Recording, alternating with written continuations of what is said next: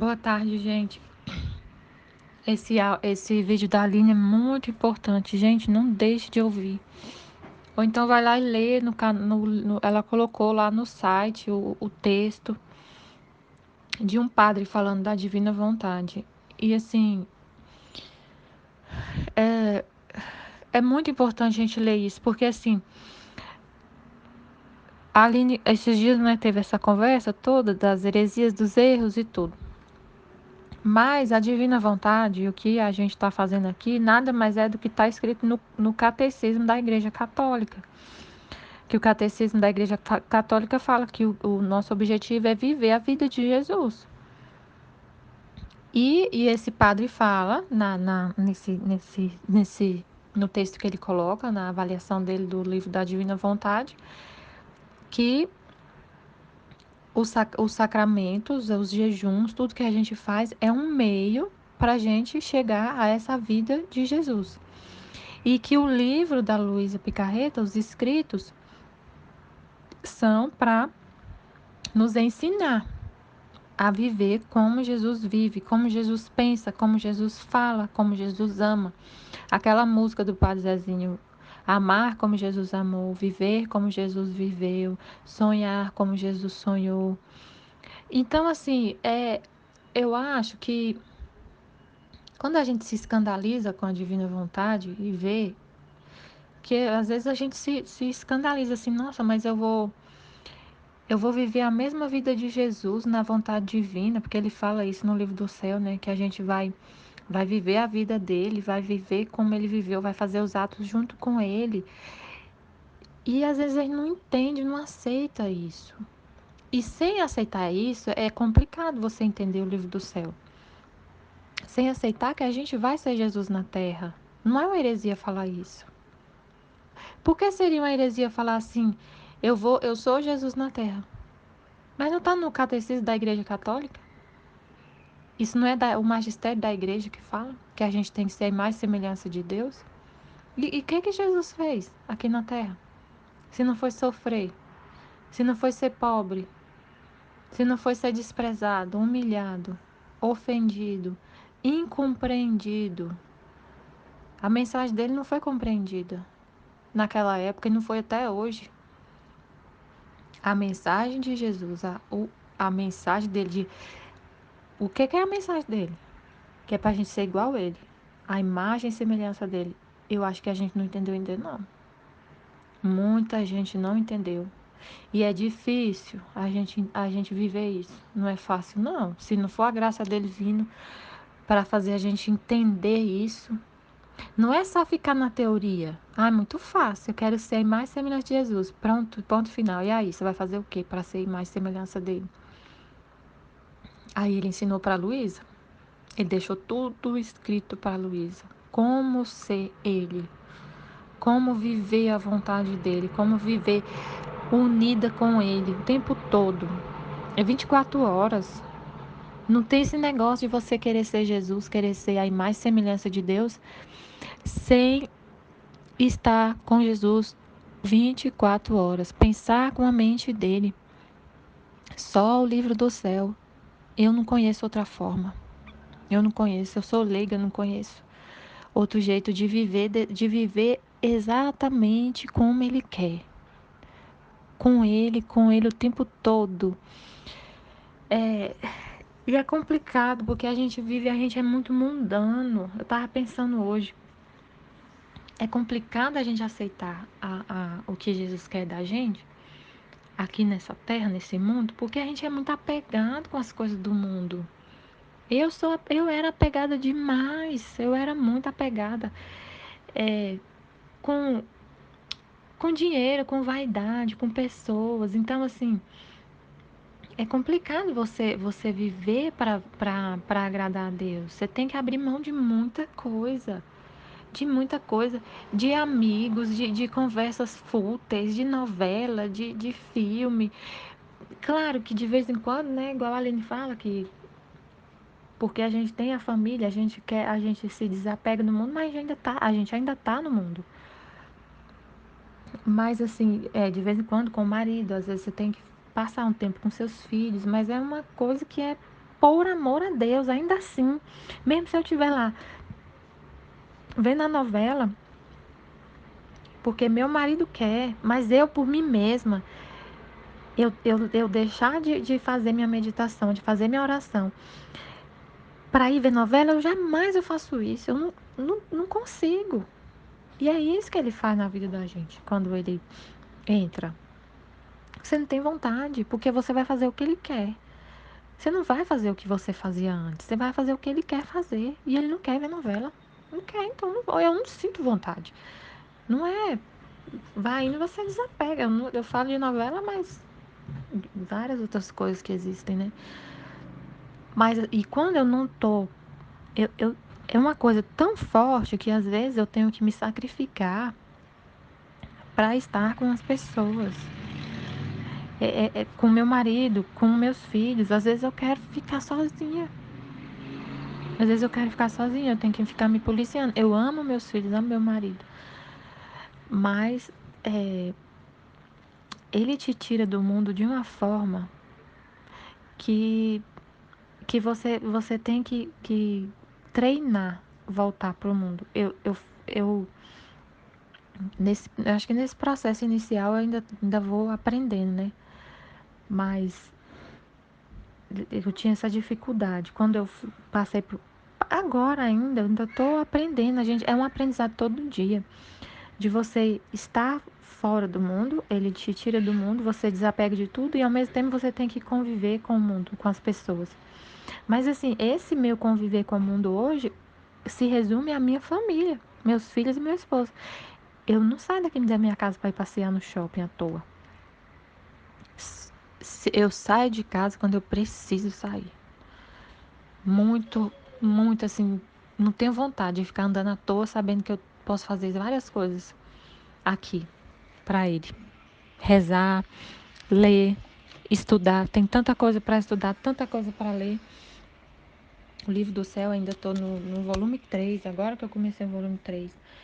Então, assim, é isso, e isso escandaliza. A vida de Jesus escandaliza, porque ela foi recheada de sofrimento, sofrimento, sofrimento, puro sofrimento. E ele não. Eu lembrei de uma coisa que a Aline falou, que a moça refutou nos áudios dela, que Jesus assim, eu acho que ela falou assim, não se importa muito com a nossa vida aqui na Terra. Não sei se foi desse jeito que ela falou, mas nesse sentido, eu entendo. Quando a Aline fala isso, Jesus não veio para reinar aqui na Terra, nesse mundo agora. O reino dele não é aqui. Ele veio para nos preparar para sofrer para o próximo reino, para nos levar para a vida eterna. Então, ela quer dizer, eu entendo que ela quer dizer o seguinte: ele não nos poupa do sofrimento, das cruzes, das tribulações. Uma coisa que me deixou bem, que eu vi assim claramente, que ele não fica passando a mão na nossa cabeça o tempo todo e nos deixando só de boa, era com os apóstolos dele. Tem um episódio que ele conta para Maria Valtorta que os apóstolos foram fazer uma viagem e estava chovendo e eles ia levar umas coisas, dois discípulos dele para outro lugar. Tava chovendo, eles pegaram uma carroça com um animal para levar, porque o cara tava doente. E eles tiveram tanta dificuldade para atravessar esse lugar, porque era um local acidentado, eles estavam meio que escondidos. E chovendo muito, muito mesmo. E a carroça atolou a roda. Jesus não podia ter parado a chuva? Na hora. Podia vir um sol maravilhoso, secar a estrada, podia abrir um caminho lisinho para eles passarem. Ele tinha poder para fazer isso tudo. Tinha poder para parar a chuva, para tirar todo o terreno, deixar ele bem lisinho para eles passar. Ele tinha poder de transportar o cara para outro lado para Antioquia, num piscar de olhos. Mas ele fez isso? Não fez. Ele falou depois que ele queria.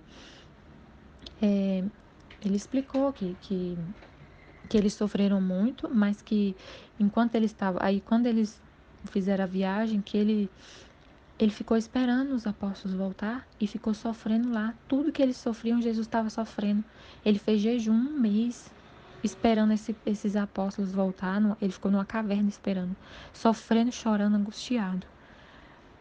Não só pelo sofrimento deles, por tudo, pela traição de Judas, que Judas já traía ele já há muito tempo, não foi só no dia que ele entregou ele, já estava denunciando há mais tempo. Então, assim, é sofrimento, não tem como escapar disso. E a cruz para o mundo é loucura, Paulo fala isso, é loucura, é difícil a gente aceitar isso. Mas é o que está no catecismo, não tem nada que a Aline fala que tem erro, tem heresia, é porque é difícil para a gente aceitar. A nossa natureza não aceita o sofrimento. A nossa natureza é buscar o prazer e fugir da dor, buscar o prazer e fugir da dor. Só que o sofrimento com Cristo é felicidade. Não é. A nossa natureza treme, nosso pó. Ele se revolta. Mas a gente que vive pelo Espírito subjuga a nossa carne. A carne fica subjugada pelo Espírito. E é o Espírito que diz, eu quero sofrer. Não é a carne não pode falar isso. Por isso que tem que se desapegar de tudo, para o Espírito reinar. O Espírito de Cristo reinar na alma. E aí você conseguir falar, eu quero sofrer por ti que sofre tanto por mim. Não, a carne não é capaz de falar que quer sofrer. Não é. Paulo também fala isso na Bíblia. Que se eu consigo falar, Jesus é meu Senhor, é porque é o Espírito que está falando, não sou eu. O problema é esse também. A gente é muito orgulhoso, egoísta. Eu falo de mim, não estou falando de ninguém, eu estou falando de mim. A gente é filho de Adão, filho de Eva, desobediente. Então, para tirar isso de nós, que fica às vezes muito disfarçado, o nosso orgulho, não é uma coisa tão evidente para a gente que a gente é orgulhoso. Não é. Tanto que para você conseguir ser humilde, Jesus vai fazer um processo com você e vai te revirar do avesso para você descobrir onde que você tem orgulho, que é tão sutil às vezes que você não percebe o seu orgulho. E enquanto tiver orgulho na alma, que seja menor que for, ele não vem habitar e fazer a casa que eu falei. Que ele falou que só quando a alma diz sim, Jesus, eu quero fazer a tua vontade, eu quero viver a divina vontade, eu quero viver isso. Aí ele vem construir a casa. A casa começa pela humildade. A base da casa é a humildade. Aí ele vai construindo as paredes, as paredes, a pintura, tudo. E no fim, os enfeites da casa é o sofrimento, puro sofrimento. Ele ainda fala assim, é sofrimento, puro sofrimento. É um escândalo para o mundo isso. Sofrimento, puro sofrimento. Quem é o mundo fala, quem é em sã consciência que vai pedir para sofrer? Isso é coisa para santo, mas todo mundo é convidado para ser santo. O convite da igreja é para todo mundo ser santo. Não é que Deus escolheu lá quando você nasceu, você vem aqui na terra, olha para você, você vai ser santo. Só os famosos que estão lá no altar. Não é assim. Uma alma escolhida por Deus. Você que entrega a sua vontade e busca a santidade. Quando você entrega a sua vontade e busca a santidade, qualquer um pode ser santo. Se não fosse assim, Padre Paulo Ricardo não perdia o tempo dele fazendo curso de engenharia de santidade. Se não fosse para a gente querer ser santo. Na verdade, o mundo anda de cabeça para baixo, tão de cabeça para baixo, que o certo seria todo mundo querer ser santo. Todo mundo. Mas a gente é tão miserável, a gente é tão pecador. A gente vê as coisas, não entende as coisas, sabe? A gente não consegue entender as coisas, que a gente acha que santidade é para poucos. Só os que estão lá no Vaticano, lá no altar, exposto lá a estátua. Só os que vai ser canonizado. Não. Tem muito santo que não é canonizado, que ninguém nem sabe que é santo. E precisa ter canonização para ser santo? Não. Tem os santos que a igreja reconhece. Glória a Deus, a vontade de Deus. Porque eles tinham uma missão para fazer. Santa Faustina tinha a missão da misericórdia. Mas a gente pode negar que tem irmãos da gente na igreja que são santos? Que seja, existem moradas, igual o Padre Paulo explica, a Santa Teresa explica. Mas todo mundo é convidado à santidade. Não é nenhum absurdo você querer ser santo e você ser. Muito menos você ser santo.